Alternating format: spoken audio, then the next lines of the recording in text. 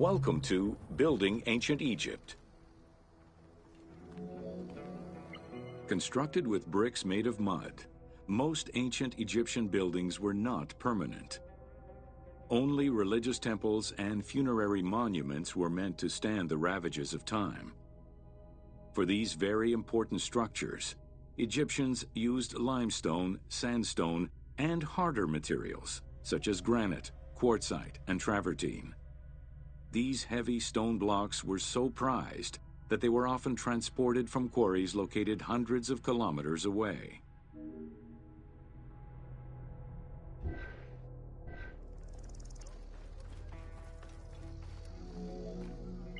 Limestone was common and easy to extract from quarries on the east bank of the Nile. This particular limestone had marine fossils in it, however, preventing it from being easily decorated and polished. Used as the main building material, the structure would then be finished with a finer limestone that was polished smooth and decorated as needed. Limestone was used for the building of the first pyramids and for most of the religious buildings of the Old and Middle Kingdoms.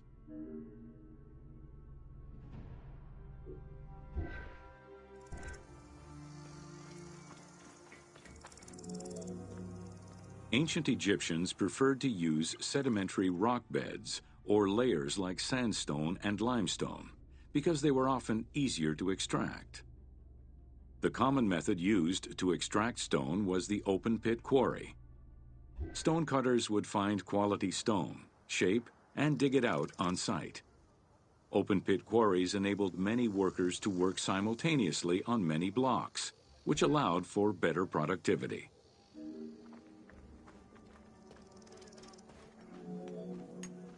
Workers would draw a large grid directly on the stone's surface, taking care to leave a space between the blocks. This allowed them to isolate the different blocks and create a trench that would make the extraction easier. Stoneworkers used iron chisels for hard rock and bronze or copper tools for softer rocks such as limestone. Removing material between each block created a trench line. In some quarries, that trench was wide enough to accommodate a worker, who would then cut the block entirely on site. For harder rocks like granite, workers cut a series of holes and hammered wooden wedges into them. They then soaked the wood until it swelled and caused the rock to split.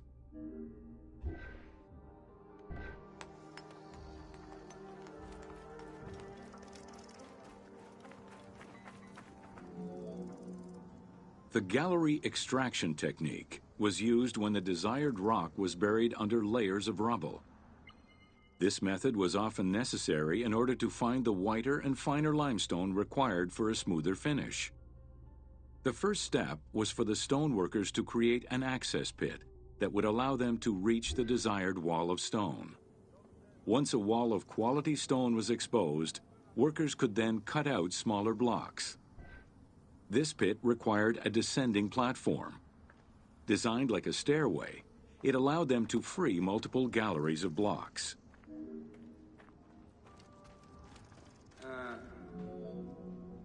To cut the stone, they created a longitudinal kerf, or slit, and then cut the rock at a 90-degree angle.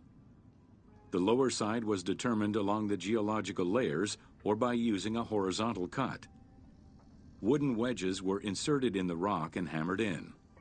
Shock waves were then generated using hammers, fracturing the blocks at the seam.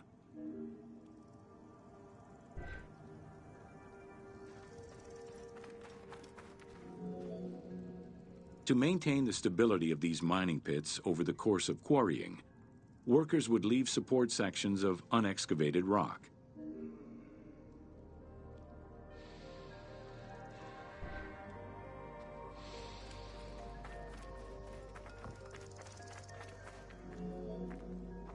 In every quarry, dedicated shrines were established to offer protection for the workers. In particular, Serket, the scorpion goddess, was considered a very powerful deity among quarry workers. Every mine and quarry of ancient Egypt included a scorpion charmer, who was said to use magical powers to ward off the dangerous insects and keep the workers safe.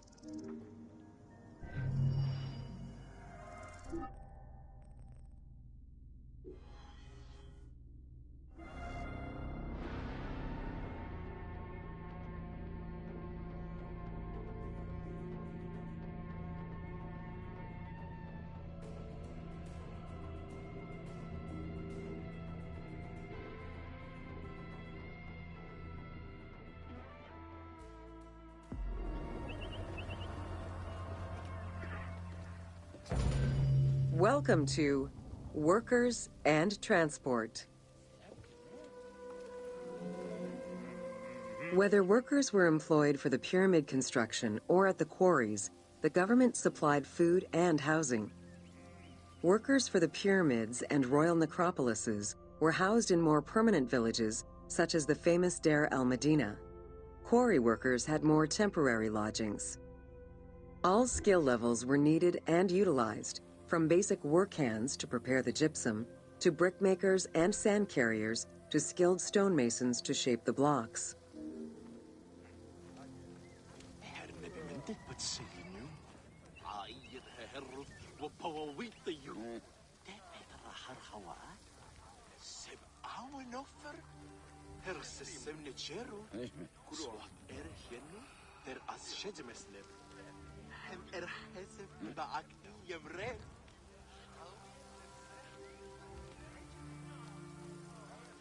خيرية آت سبعة من الصائب هم خد بنفر ورد خي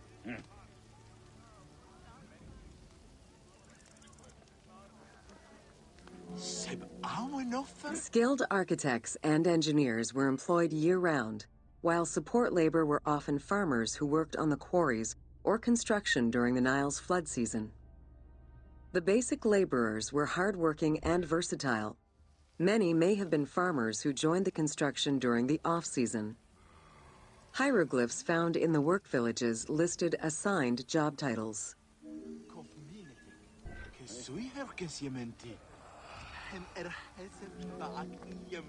Archaeological research shows that no food was stored or prepared on site, but instead workers received abundant rations of bread, beer, and meat.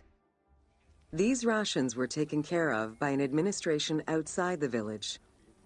Medical treatment was also available for those who were injured.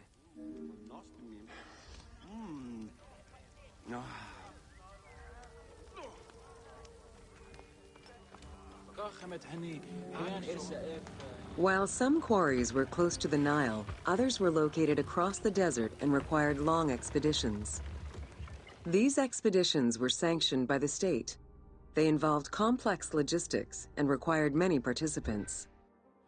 Transporting a block by land meant that workers had to overcome the weight and friction of the load. To solve this, they first dug a track in the ground.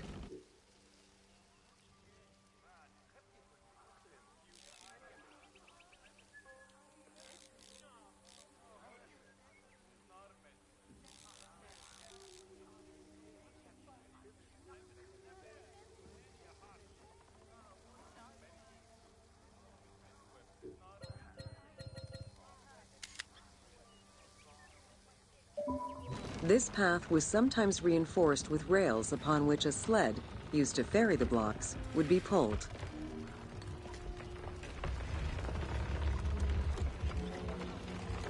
Whenever possible, blocks were toppled from a higher elevation onto the sled. Workers then poured water onto the clay at the front of the sled, creating a slick surface to more easily move the load. It wasn't until the New Kingdom that animals were used to tow the burden.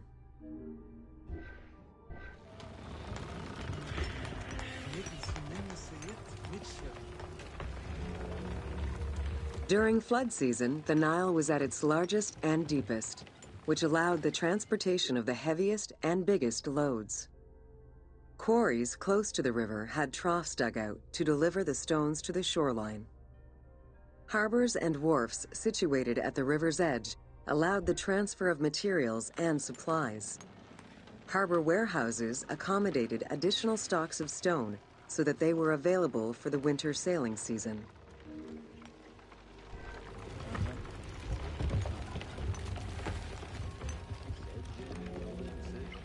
The Uwadi al-Jarf papyri detail a limestone load intended for the Khufu pyramid that weighed in at 70 to 80 tons, or 30 blocks.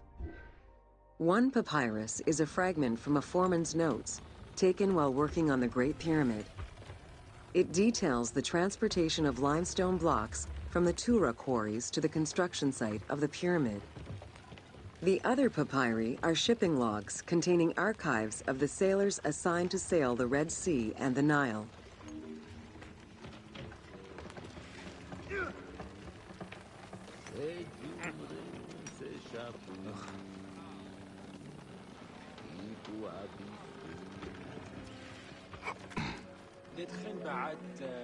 Stone cargo generally weighed 15 tons per boat, amounting to roughly 6 or 7 blocks per trip.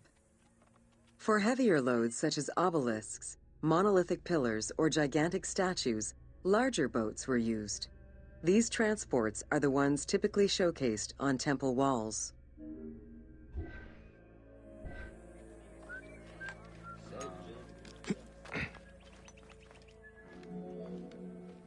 River transportation was the most efficient way to ferry stone blocks between the quarry and the construction site. Blocks were transported by flotillas of several types of boats. The most detailed illustration of transport by river is a relief of Queen Hatshepsut's barge with an accompanying flotilla.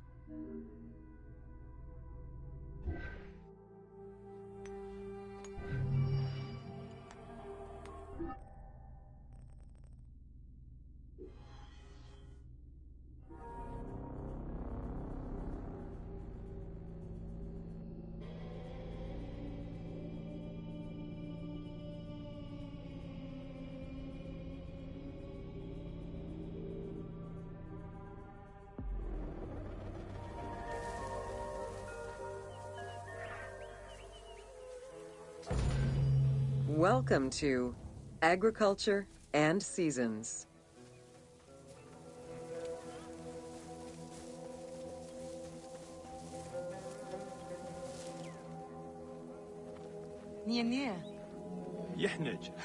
While crops were cultivated in different oases around the desert, most of the arable lands were near the Nile. Two types of cereal grain were cultivated, barley and an ancient wheat known as emmer. These two key ingredients contributed in establishing bread and beer as the staple of the Egyptian diet and the basis of its economy.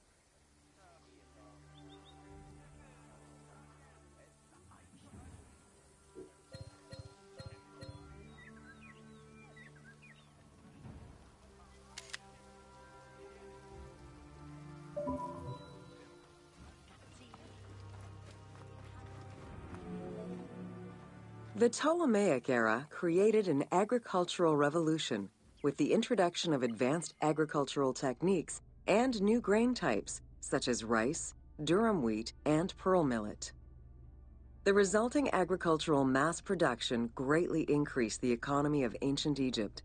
It also prompted the development of storage and transportation, allowing long-distance trade with other regions.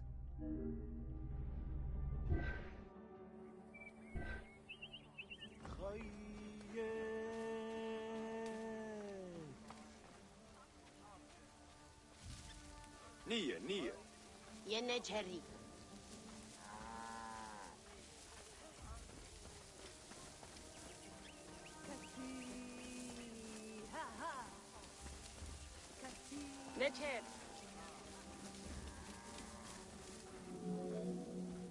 Both bread and beer rations were part of a system of barter payment.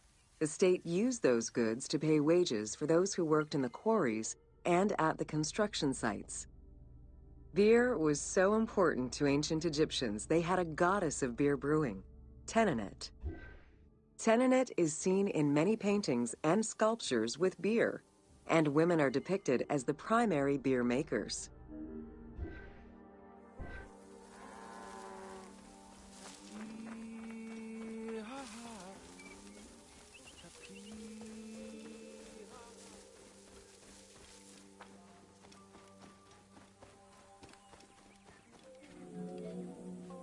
In order to increase agricultural production, fertile land was divided into plots and large agricultural villages were encouraged. The state and temples were the biggest landowners. Depending on the region, fertile land was managed by civil servants or rented to individuals.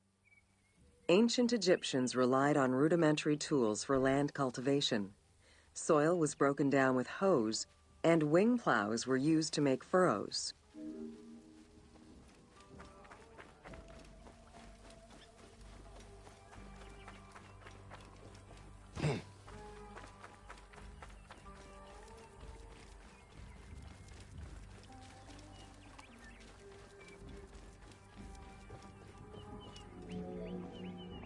The three seasons known as Akhet, Peret, and Shemu corresponded to a specific phase of the agricultural process and the river's natural changes. Akhet was the time of the flood, beginning with the appearance of the star Sirius in July. Peret was the time when lands were cultivated, plowed, and sown. This fell between October and November. Shemu ran from May to September and was when harvesting and taxation began.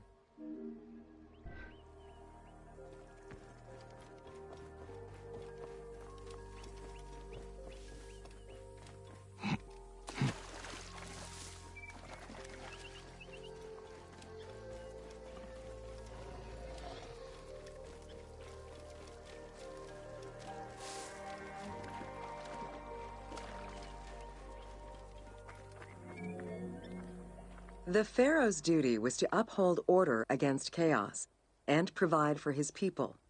Priests and local governors also wanted to appear as protectors of the people. However, any variation in the Nile's seasons could cause water shortages. This had devastating consequences on wheat and barley crops. The pharaoh, administrators, and priests knew they needed to demonstrate their ability to prevent such a catastrophe from happening. And so they invented the story, which would be inscribed upon the famine stela.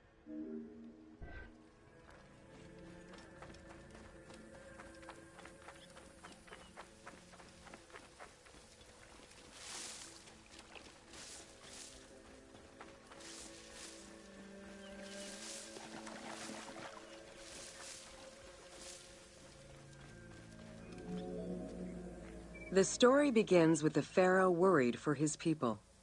The Nile hasn't flooded in years, and his people are starving. In search of the origins of the flooding, Djoser seeks out Khnum, the protector god of the region and the source of the drought. Djoser gives the god offerings and orders his priests to restore the temple of Khnum. These offerings please the god, and the floods are restored. This story was intended to highlight the importance of the deity in everyone's daily lives, while also demonstrating the crucial role that the priests and the king played in feeding and protecting the people of Egypt.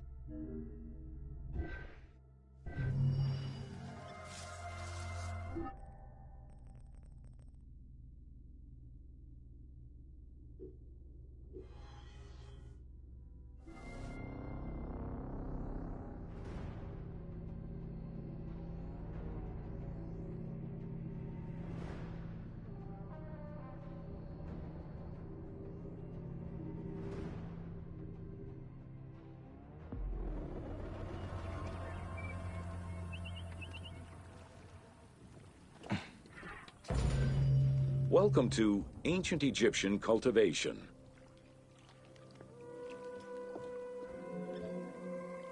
The new grain types of the Ptolemaic period required a great deal of water. Farmers needed to ensure they had effective, consistent irrigation. The Nile's rising and receding waters naturally irrigated most of the crops. Areas where the Nile didn't reach, such as gardens and vegetable plots, required an irrigation tool known as the shadoof. The shadoof allowed easy transport of water from its source. It consisted of a tall wooden frame with a long pivoting pole and suspended bucket. The system could be raised and lowered with little effort.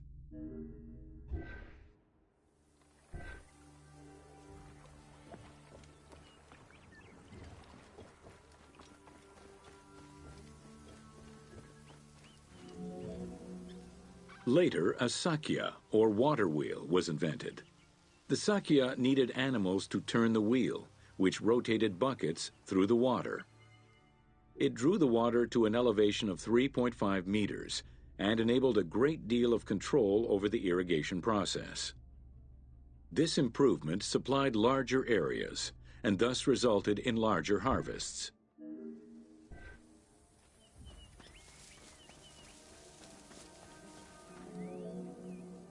The threshing process separated the grain from its husk.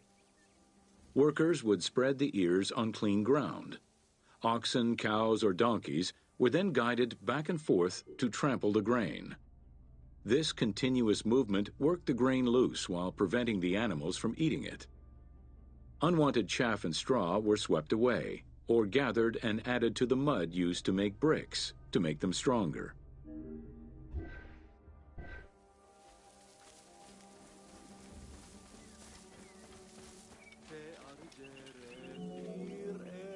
Winnowing was the stage where workers used wooden scoops to throw ears in the air. The wind carried off the chaff, leaving the heavier seeds to fall to the ground. This action was repeated until the undesired materials were sifted out. Grain waste was mixed with manure or other organic substances to produce brick-shaped dung loaves that could be easily burned. A standardized brick size enabled Egyptians to mass-produce this byproduct and use it as a commodity.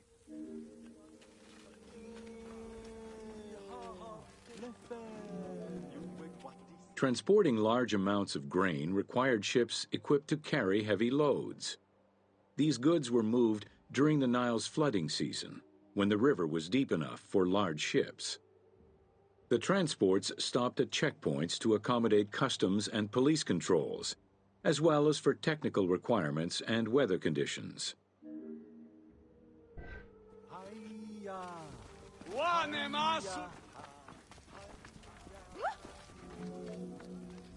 Having reached Alexandria's inner harbor, the wheat was unloaded under the supervision of a civil servant in charge of wheat management. Portions were distributed to Alexandria's city market, and the remaining stockpile was either exported or stored in warehouses.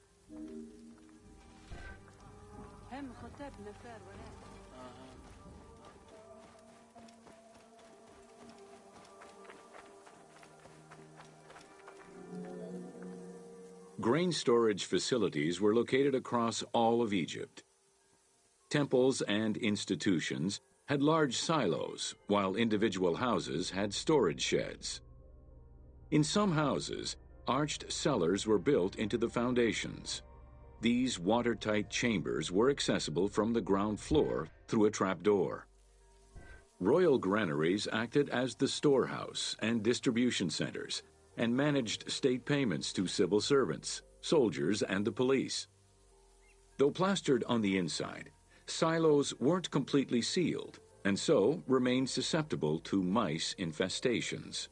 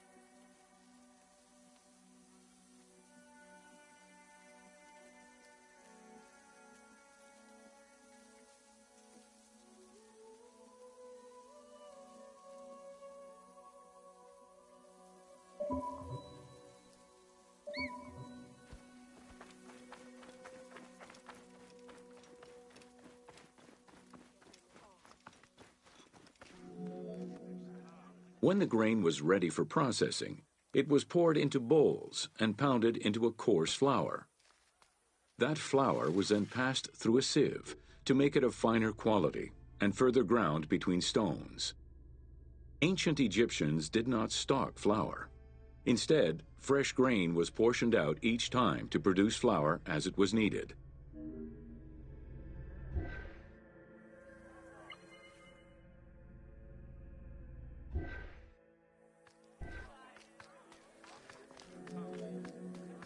The sieves used by ancient Egyptians were unable to filter out sand and stones.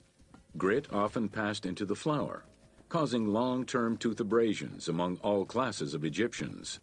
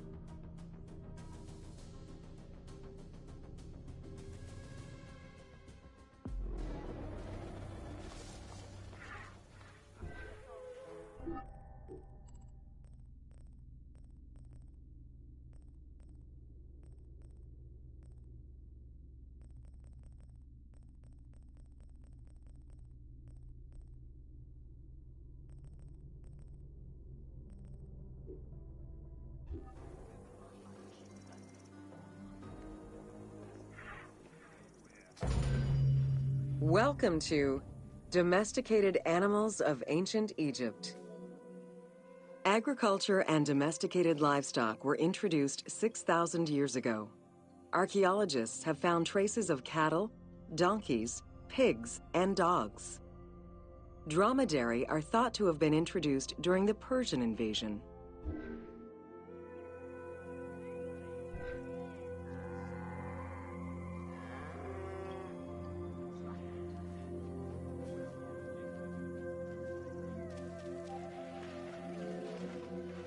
Pets were deeply cherished in ancient Egypt. Many illustrations of children often include a pet in the depiction.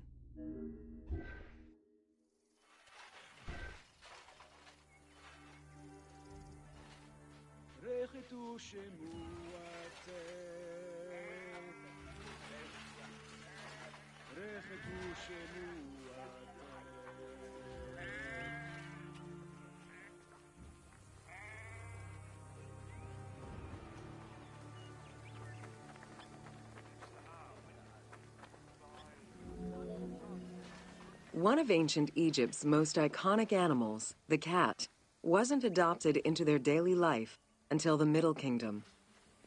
Since they were so highly capable of killing snakes and rodents, cats were present throughout every period. However, they only became pets sometime during the Middle Kingdom. Prince Thutmose, son of Amenhotep III, had his cat Tamiu laid to rest in its own sarcophagi.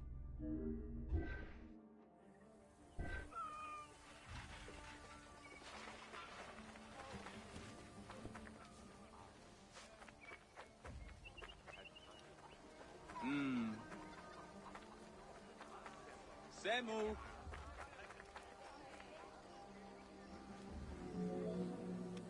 The earliest reference to dogs dates back to 5000 BCE.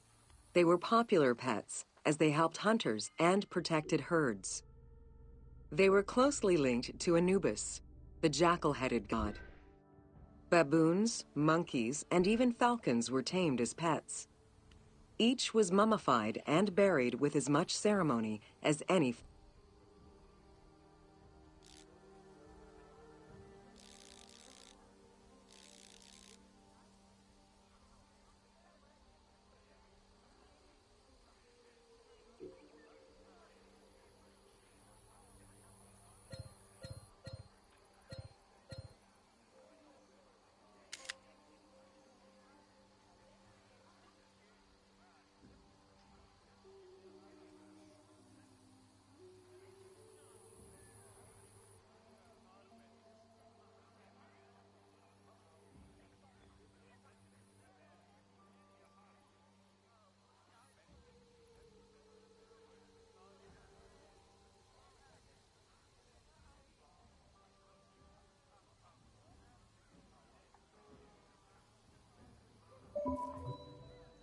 family member.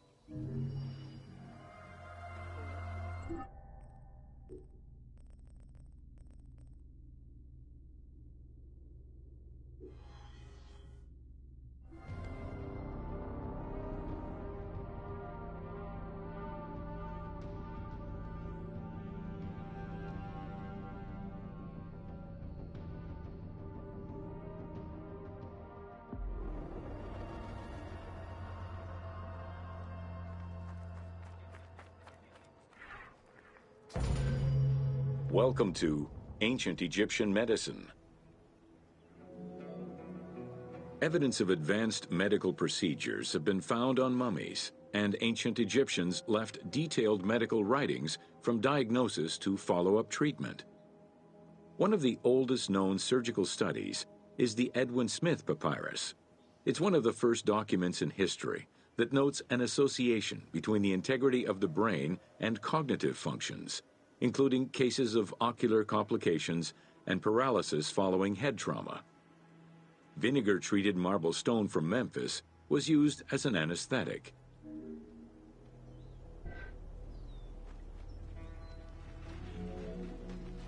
Another similar document, the Ebers Medical Papyrus, is over 20 meters long and 30 centimeters wide. It details treatments of 48 surgical cases and contains 877 paragraphs describing various diseases. Alongside accurate and factual scientific approaches, the papyrus has more than 700 magic formulas and incantations to ward off demons and disease. This demonstrates how ancient Egyptians believed in a harmonious balance between religion and science.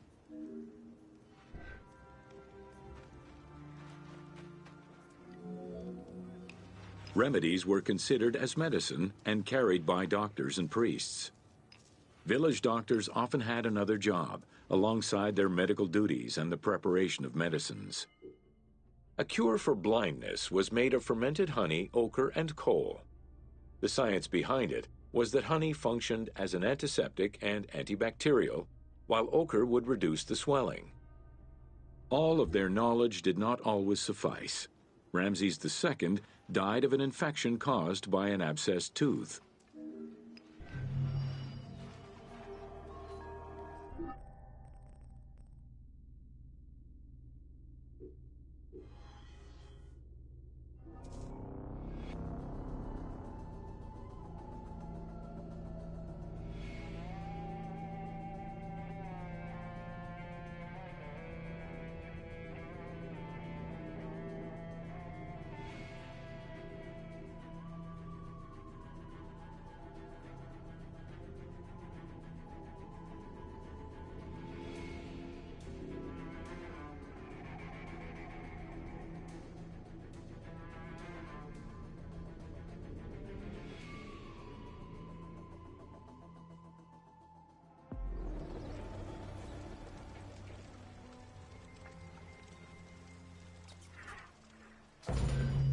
Welcome to Leather and Linen in Ancient Egypt.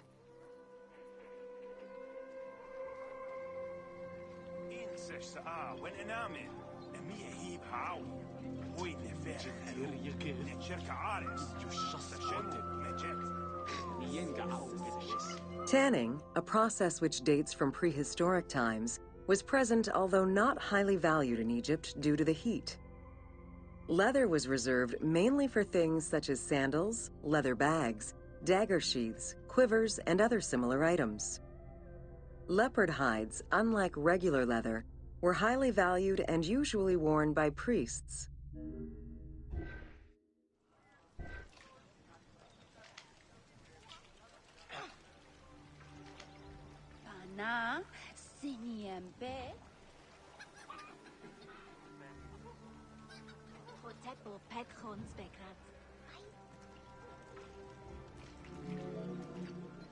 Valued for its coolness and freshness in hot weather, linen was the fiber most commonly used for fabrics and textiles.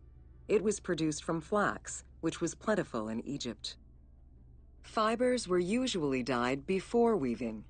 While color was used in the production of textiles, dyes weren't commonly used for clothing, and most Egyptians wore white.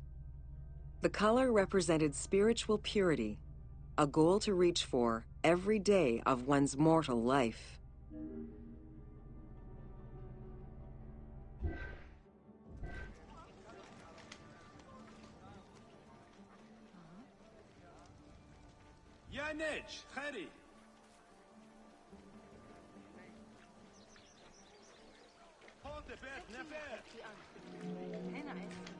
Various shades were achieved using woad, a dye produced from the leaves of Isotis tinctoria. The plant was cultivated for this purpose within the Nile Delta and allowed for the creation of various colors. For example, different maceration times of the leaves would result in colors ranging from red to green, while adding in limestone shifted it to blue. During the Greco-Roman period, other ingredients were found, resulting in a wider range of colors.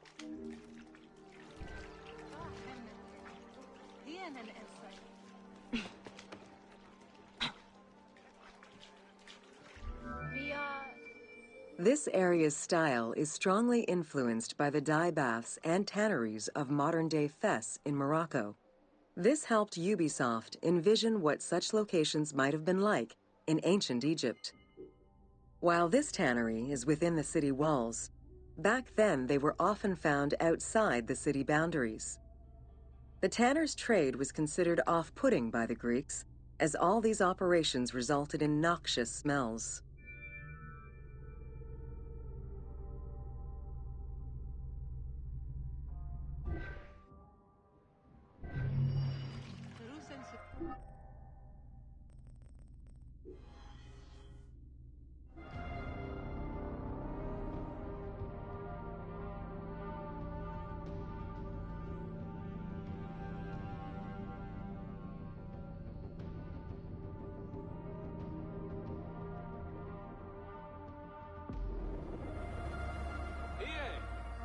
زنب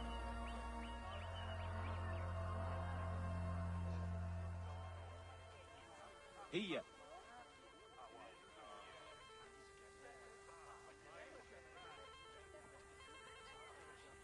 نجهر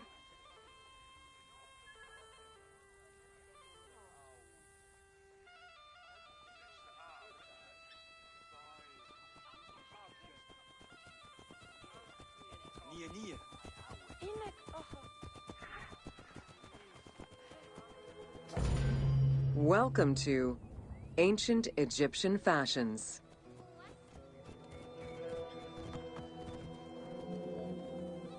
Learning what life was like for ancient Egyptians presents many differences, and yet also surprising similarities to how people might live today.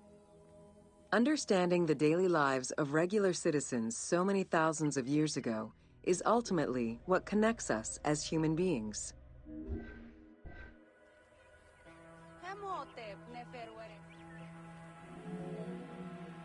Jewelry was a popular item among ancient Egyptians of all social standing.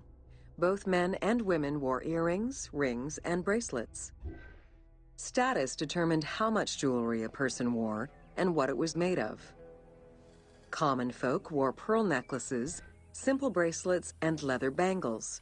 Brightly colored earthenware and glass paste were a favorite enhancement.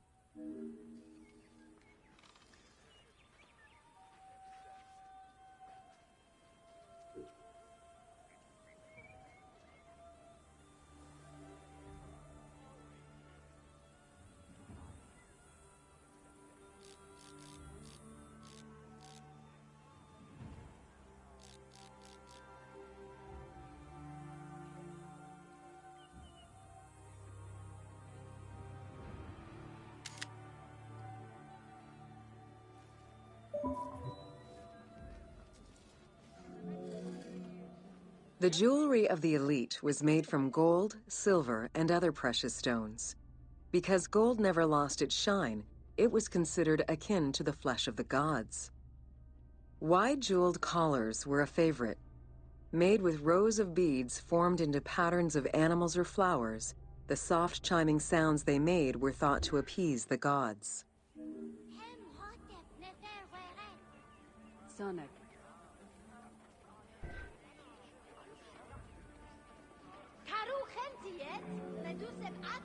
Though idealized, tomb paintings are a catalog of the changing fashions of ancient Egypt from the Old to the New Kingdom.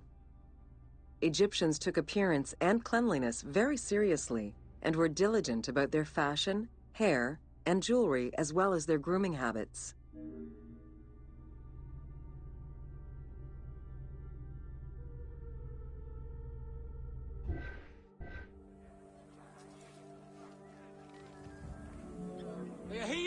The fabric of ancient Egyptian clothing was almost entirely made from various grades of linen.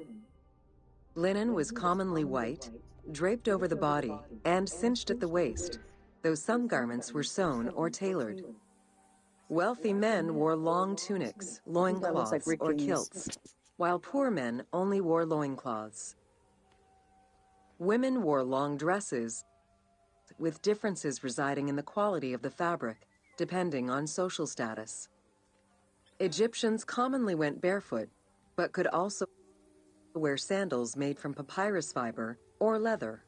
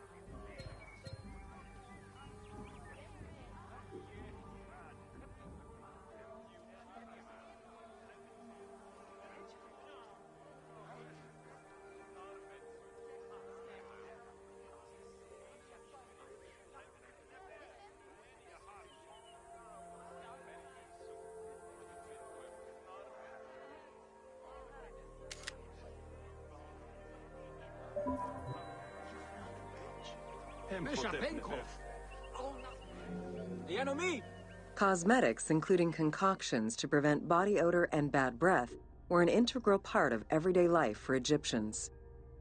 Used by both men and women, cosmetics were used as moisturizing ointments and sun protection as much as for beautification. Red ochre, a natural clay, was the most readily available cosmetic to tint lips and cheeks. Henna was used on nails and lips, and as hair coloring.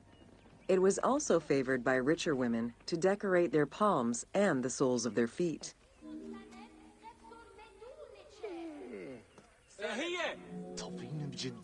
Egyptians believed kohl had magical powers, wearing it as black eyeliner to protect their eyes from the sun and to prevent eye infections from particles in the flooded Nile River. A special green kohl, made from ground malachite, was worn for ceremonies and religious rituals.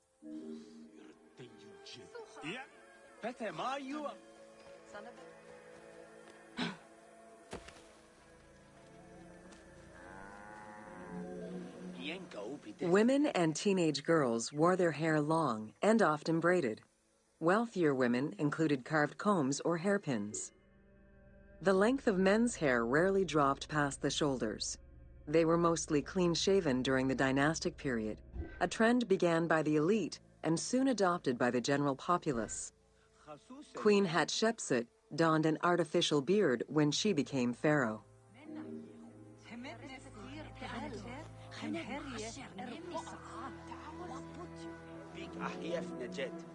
Wigs were very popular, used for special occasions or to conceal gray hair or baldness. They were fastened in place with beeswax.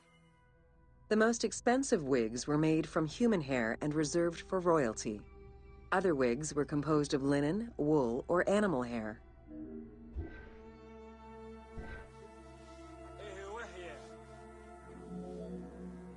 Prepubescent children generally had their heads shaved. Young girls kept some strands intact, while young boys had a braid worn on the side.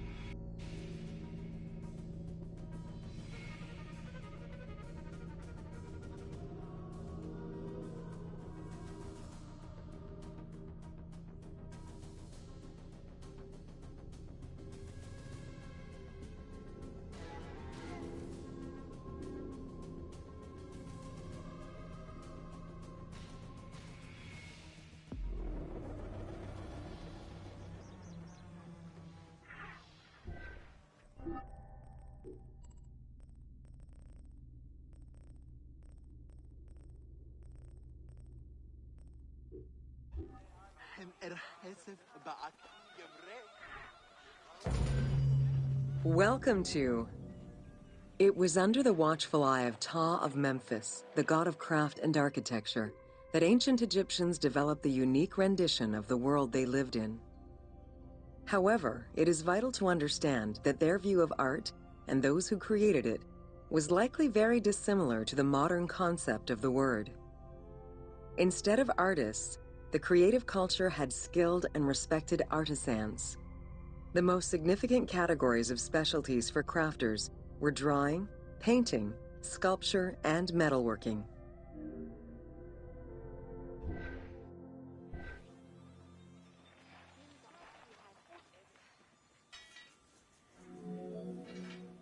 Ancient Egyptian craftspeople created both art and a wide variety of mundane, everyday tools.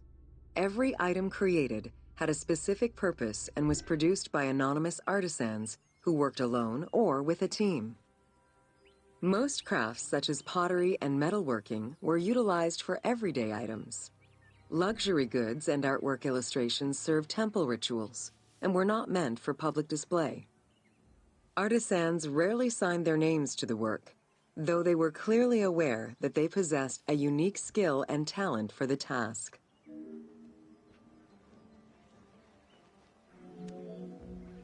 Art, in all its forms, has offered not only a practical insight into the way ancient Egyptians lived, but in how they viewed the world and their place in it. The balance of order and chaos was crucial in both the physical and the metaphysical universes. As a result, their art appears to follow a strict set of stylistic conventions that supported this worldview. From households and palaces to temples and tombs, pottery, papyrus, and textile items were essential to the everyday life of ancient Egyptians. In ancient Egyptian culture, drawing was used as illustration, such as seen in the Book of the Dead. It was also the first step in the creation of a relief, painting, or statue. Two-dimensional representations were concerned with order and form, and were intended to honor gods and promote the transition of the soul to the afterlife.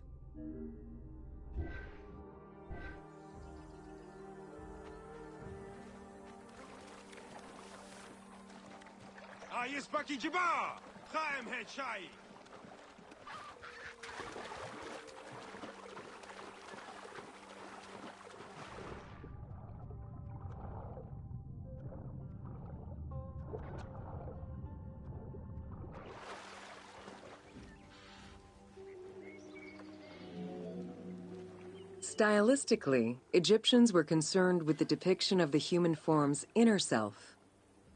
As such, artistic representations were not concerned with realism, but rather with idealized youth and perfectly harmonious visuals.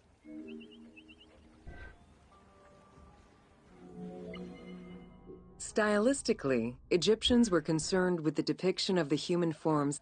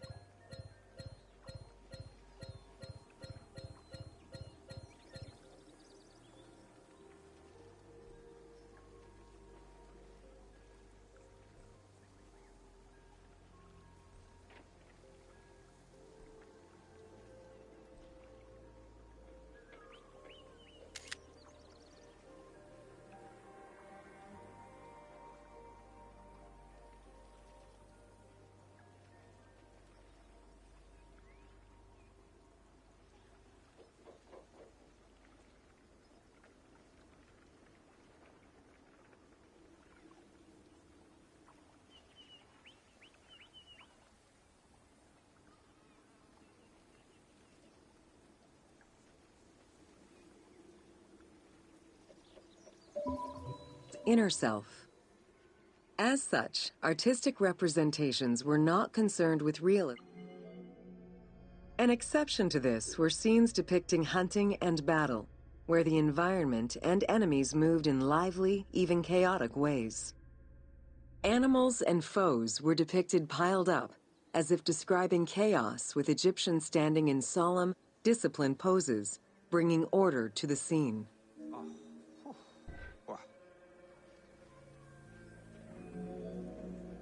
Reliefs could be either in high relief or low relief. Either method required a surface suited to the desired technique. Preparation of the surfaces differed depending on the quality of the rock. A quarried block only needed a simple smoothing. Rough-cut rock monuments, such as those found in tombs, required more work. Often the surface was coated in plaster before being sculpted.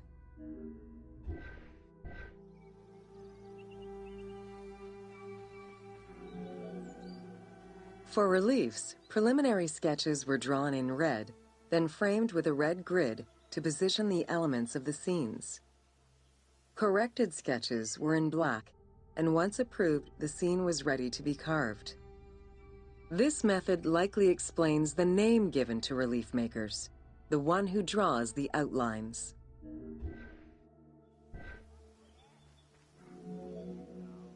Statues were believed to be vessels for the souls of the deceased, or deities. That is why a sculptor was called the one who makes it live. This divine duty earned them the utmost respect.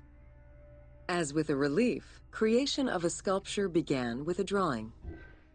Most statues were made of quarried blocks of stone, primarily limestone, though sometimes harder stones such as quartzite were also used.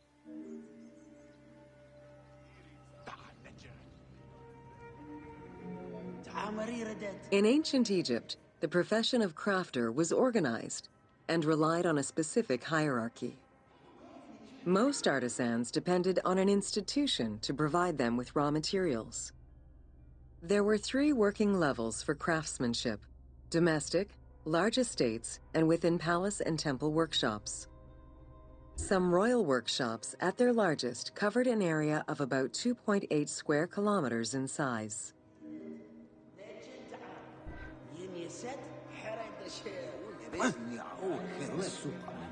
At the domestic level, most Egyptians were craftspeople to a greater or lesser extent.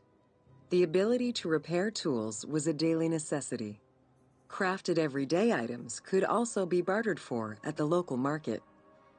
Artisans with skills but lacking in resources worked at large estates, where the elite provided them with space to work and raw materials. The most skilled artisans were employed in royal or temple projects and benefited from a special status. They were provided with good workspaces and considered to be highly skilled.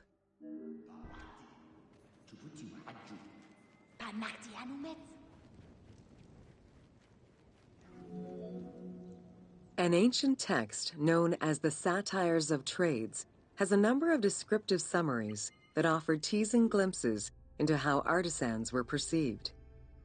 A coppersmith was said to stink and have fingers that resembled crocodile droppings, while potters were said to be like those who lived in bogs. This view was likely exaggerated in order to highlight the most enviable position of all, that of the scribe. Located near the Valley of the Kings, Deir el-Medina was a settlement created by order of the king to honor the most skilled artisans. Its name translates as the monastery of the city. Allocated a house on the initiative of the king, these craftsfolk were regarded with respect and referred to as the royal artisans. Those who lived there worked on the tombs in the Valley of the Kings and its surrounding temples. Archaeologists believe the site was home to skilled and respected artisans for over 400 years. It is considered one of the most important discoveries relating to Egyptian daily life. While much of the focus of Egyptian archaeology was on its kings and queens, it wasn't until the excavation of Deir el-Medina that Egyptologists were given a valuable window into the community life of ancient Egyptian artisans.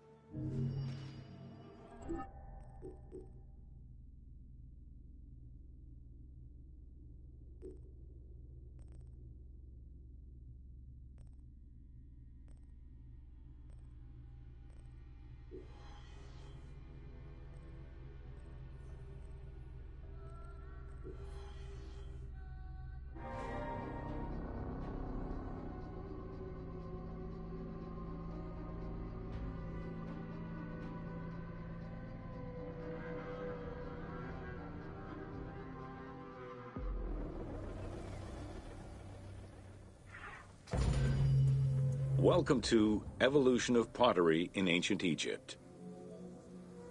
Excavations all over Egypt have uncovered enormous quantities of pottery vessels of all shapes and sizes.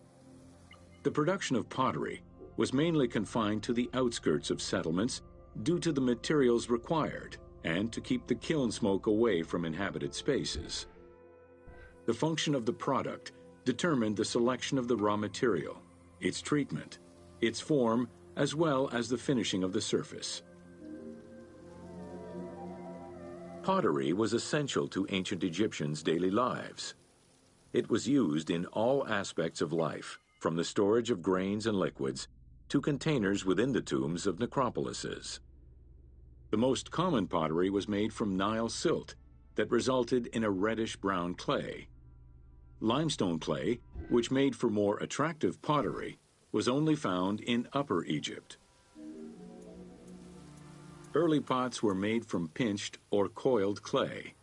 Chopped straw, ashes, and other minerals were added, and the mixture was then smoothed and decorated before being put in the oven. Pots were fired in bonfires or enclosed within a brick kiln.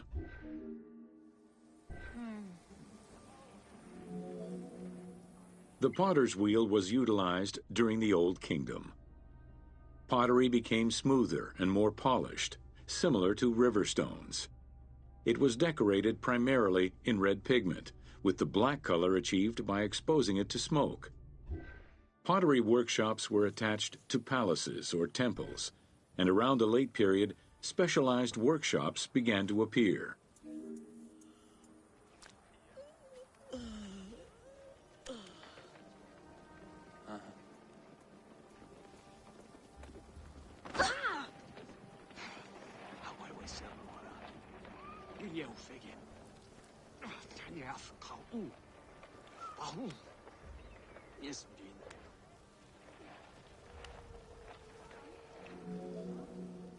Quartzite particles, which created the rich blue or green glazing, became common during the New Kingdom.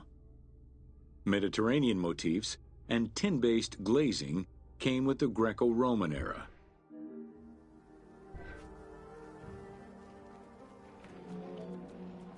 Potsherds could be found anywhere and were the most common canvas for writing or drawing, in comparison to the more expensive papyrus sheets. Named after their Greek description, ostraca contained daily life records, letters, or could be drawn upon. Artists drew sketches for temples and tombs, or simply for leisure.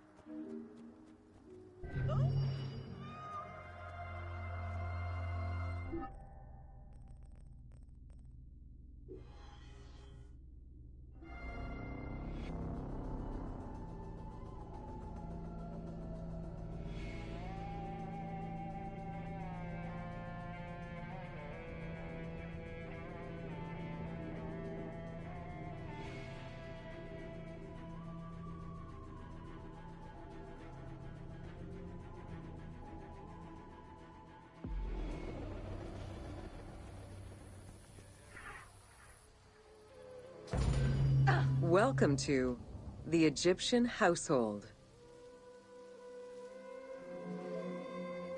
In pre-Greco-Roman culture, women were considered equal to men in many matters. They owned property, testified in court, could divorce and inherit.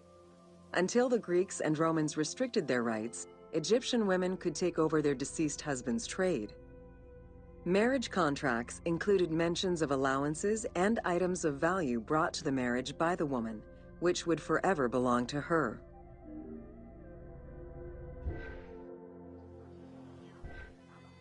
Misan? Najher.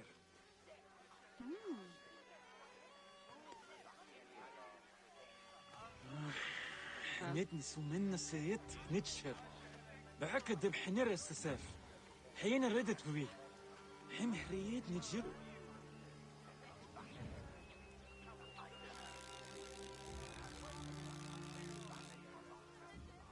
ستير خيي Certain professions were open only to women, such as weaving or professional mourning, while others were available to both genders, including working as servants for the rich households. Social status did have an impact, though. The higher in status, the easier it was to obtain education and access different professions.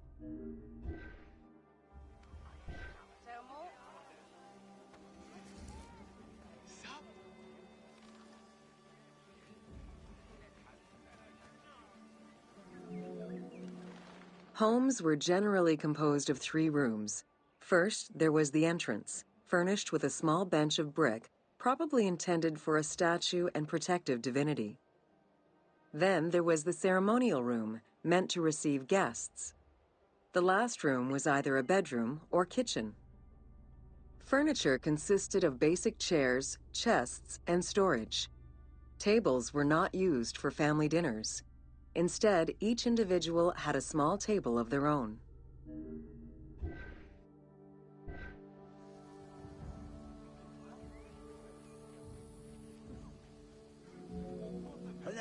Marriages were a social contract rather than a religious construct. Family was vitally important to ancient Egyptians, and children were considered a blessing from the gods. The father, mother, and their children were the nucleus of the family, and cohabitation sometimes extended to mothers-in-law, sisters, aunts, and sisters-in-law.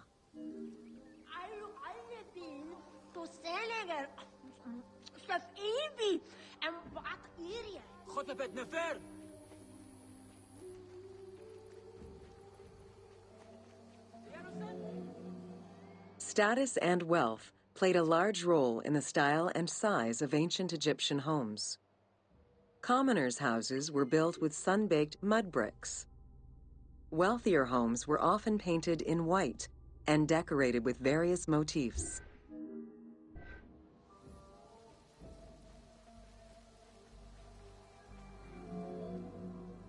Town officials and the rich lived in mansions with numerous rooms that were luxuriously decorated. Only temples and tombs meant to last for all eternity were built with stone.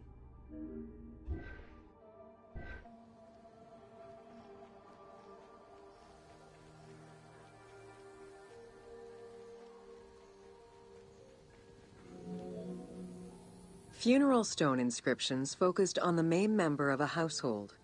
Encircling this person would then be a spouse, parents, and children, possibly even siblings. These stones were so structured because there were no surnames in ancient Egyptian culture. Parents and children were a sort of family tree, which allowed for the identification of the deceased.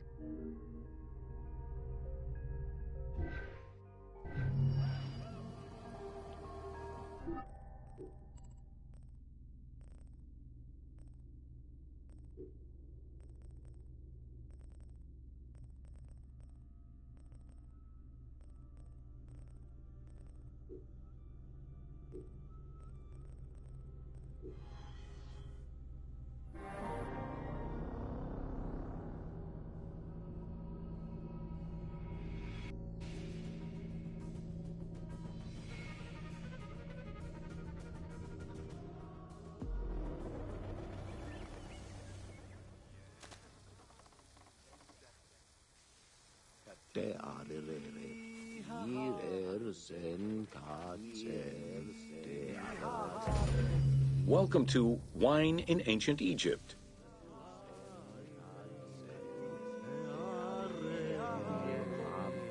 When the god Horus lost his eye in a war with Seth, the ancient Egyptians believed the eye turned into a vine, and the vine's tears became wine. Early texts, dating back to 3150 BCE, contain the hieroglyph for vine. Regarded as extremely valuable, wine was highly sought after by the elite. It was also an essential part of many religious ceremonies.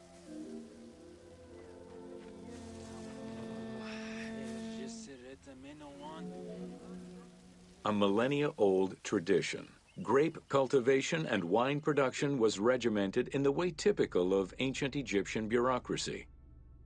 Egyptians kept careful records of winemakers, which they clearly identified on labels. Every landowner with a modicum of self-respect usually kept a vineyard. This held particularly true in the regions of the Fayum and the Nile Delta.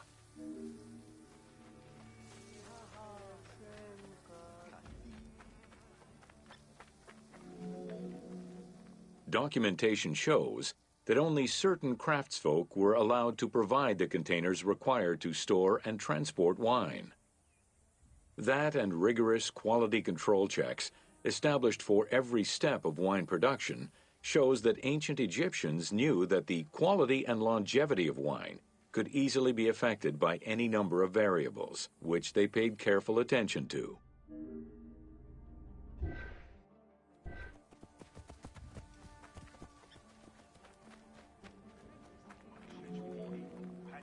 Egyptians had different kinds of wines, most of which ranged in quality from good to very good. The sweet shadeh, to which honey had been added. The soft nejem, obtained by drying the grapes in the sun. The ma, reserved for religious ceremonies.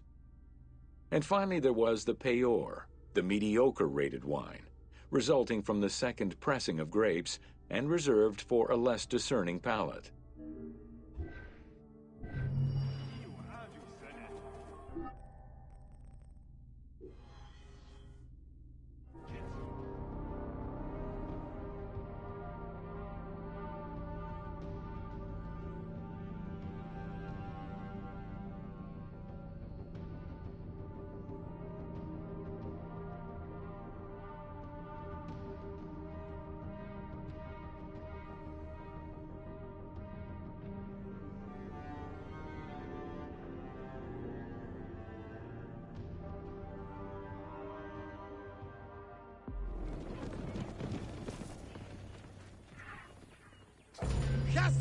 Welcome to Oil in Ancient Egypt.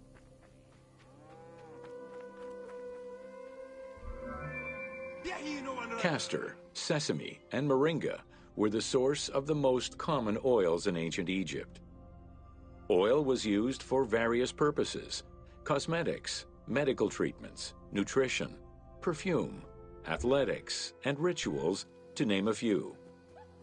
The team decided to use oil as an explosive to add more gameplay opportunities for the player.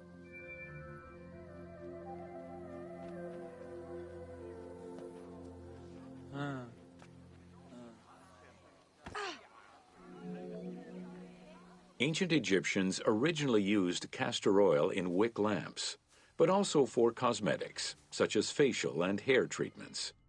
There is mention in some papyrus of castor oil being prescribed to treat constipation and help pregnant women. Castor beans were found in ancient Egyptian tombs as early as 4000 BCE.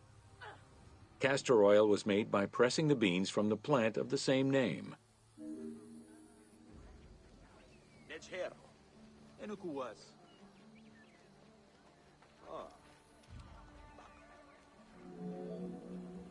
Olive trees were present, though scarce, in ancient Egypt's early history, and olives were mostly imported from Syria and Palestine.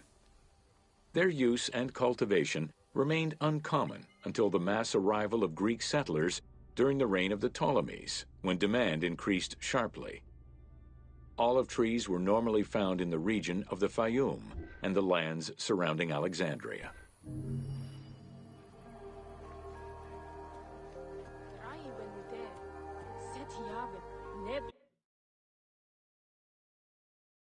يلا